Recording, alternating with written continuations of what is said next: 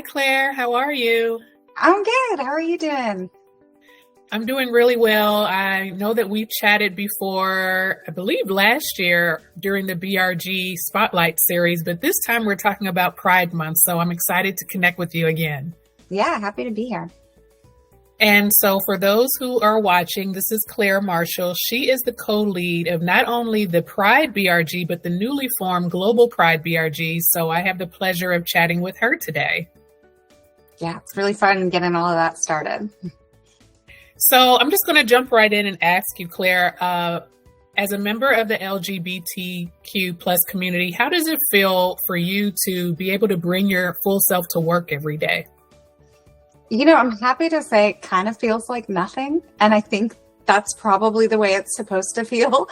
99% of the time, I don't think of it at all, unless I'm doing something with the Pride BRG and then I'm thinking about it and I'm in it. But with my coworkers, everyone knows who I am. No one cares. And that's really what I want it to be. When I was earlier in my career, a lot younger and in a different place geographically, I wasn't out at work. And that was really uncomfortable. Not only just uncomfortable, but it kind of made me bad at my job. I mean, I was in sales. So I'm going out and meeting with clients and they want to get to know you. They want to share about their families and your families. Part of that is that relationship building.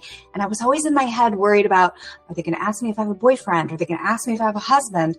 And I wasn't able to focus on the real questions I needed to be asking the client about, the size of their talent pool and all of those types of things.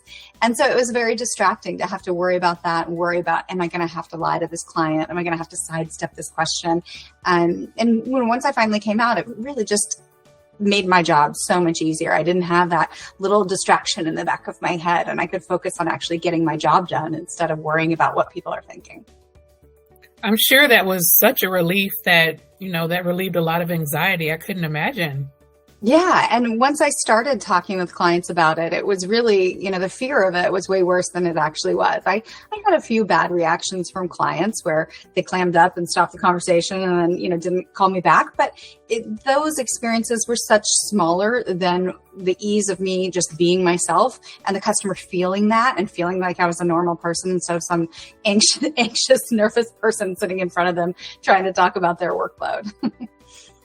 So you went through your own experience of coming out at work. What advice do you have to share for employees who have not made that decision yet, but are thinking about doing so? Yeah, I would say certainly, use some resources that we have within the BRG to talk with us, right? We have a very vibrant chat group. You could ask in the chat group, or you could ask for somebody one-on-one. You can ask me personally and talk it out. Sometimes it just feels better to say it to somebody first before you do it. But then I also have a silly little trick that I learned, not just for coming out at work, but anytime when, especially I don't necessarily look like a lesbian, right? Folks that I look very feminine presenting. Folks don't necessarily just know when they meet me. And I don't meet all those stereotypes that people have. And so sometimes I just have to come out just so you know who I am. And so I have to do it a little more often than the other people. And there's a trick that once you start chatting with somebody, kind of no matter what they bring up personally, kind of do a little white lie. So if they start talking about golf or they were going golfing, you can say a quick little, oh, my ex-girlfriend used to golf or something, just to say the word ex-wife, ex-girlfriend, you can just say that. And then it's really kind of a non-starter. They say, oh, okay. And they know who you are and they've registered that and you move on with the topic. And it doesn't have to be a big to-do. And certainly I don't always have to tell a white lie. I have a wife now, so I can reference my wife. But at the time when I was just dating, you could just make up an ex-girlfriend in your mind and just say something about that. But it's just a quick little quip that can come out to make it easier, especially for folks who have a little bit of that invisibility, whether you're very feminine presenting or masculine presenting, if you're a gay man, or if you're a bisexual person with a opposite sex partner, it can be easy to say my ex-girlfriend or something so that folks know who you are. So that makes it a little bit more easier. That's interesting. Yeah, it's casual. It's just a little something you bring up and then it's thrown out on the table and you move on with the conversation. It doesn't have to be a huge coming out story or a, hey, by the way, I'm gay. It could just be a little side comment that makes things go pretty smoothly. I'm glad you shared that because for me, I would think the exact opposite. So it can be just as casual as normal small talk or coffee chat. Yeah, I mean, I'm just the same person as anybody else who might say, "Oh, my husband, my wife," and if you just bring that up so that somebody knows you have it, or you bring up that you have a kid, or you bring up that you have a dog, you just try and make it as natural and normal as possible, and it makes it really comfortable for everybody. So, how are you celebrating Pride this year? Couple of ways. I just recently moved to the Atlanta area, so I am new here from Portland, Oregon. And in Atlanta, it's going to be a little different for me this year. I am, quite frankly, I'm going to be very honest with you, I'm a little nervous.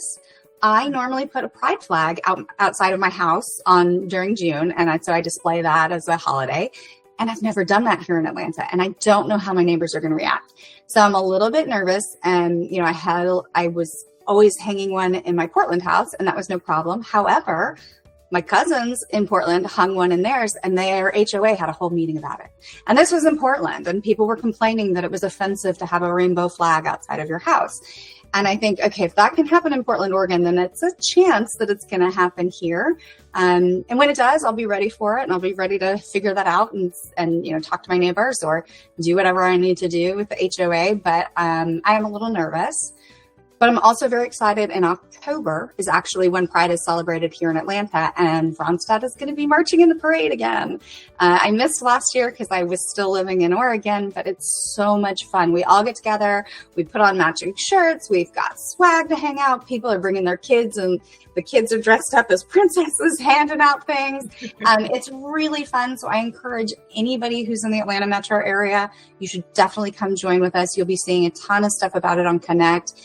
You can decide at the last minute and just show up. You can plan ahead and help me plan and bring things and all that jazz. But it's a lot of fun. We just get together. We march in the parade. We hand out things to people. People are screaming and hugging. It's just so much fun. It's such a ball of energy. And just a really good time to hang out with your colleagues too. It is really light and fun, and we're not doing any hard work or anything. We're just having a good time getting together. So I would love to see anybody to please come out and march with us in October. It'll be a really, really fun time. Well, first of all, welcome to Atlanta. I'm here in Atlanta as well. Well, then I'll be seeing you at the parade.